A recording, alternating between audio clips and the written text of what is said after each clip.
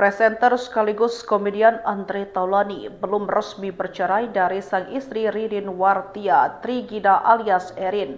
Andre pun kembali mengajukan gugatan cerai terhadap sang istri. Gugatan tersebut diajukan ke Pengadilan Agama Tiga Raksa Banten pada 9 April 2025 melalui kuasa hukumnya. Ini menjadi kali ketiga Andre melayangkan gugatan cerai. Dua gugatan sebelumnya diketahui ditolak oleh pihak pengadilan karena tidak memenuhi ketentuan hukum yang berlaku.